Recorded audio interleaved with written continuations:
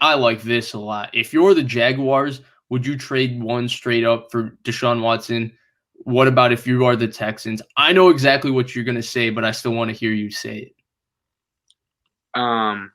If it was only the first pick, the number one overall pick this year, yeah. But if it was the number one overall pick this year and then 3 other firsts, probably not. No, because I would build my team around Lawrence. He's so much cheaper. If he's 80% of what Watson is, then your team is far better off.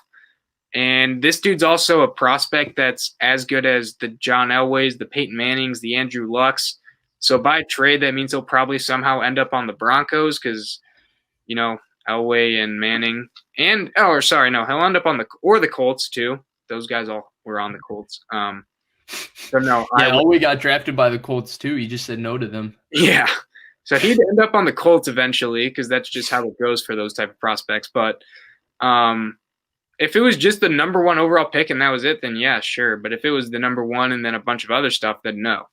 Yeah, so if it was the number one overall pick, I'd also just do it because Watson's a proven commodity and the rest of their roster is currently cheap. All their young franchise players, Josh Allen, Caleb Jason, who didn't have the best rookie season, but I really believe in him. CJ Henderson, who's right, Laviska Shenault, Juwan Taylor, their right tackle. Their DJ Chark, who's I think one of the better receivers in the NFL. He's just had inconsistent quarterback play.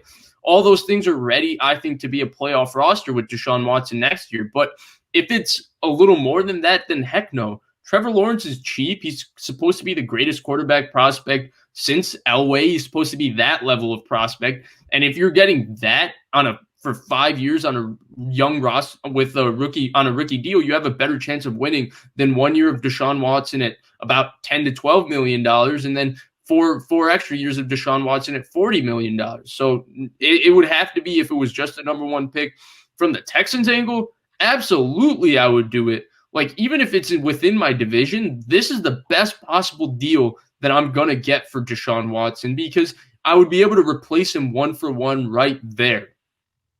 Yeah, I mean, if you think about the Texans roster as of now, even if they keep Watson, they have one of the most grim futures in my mind.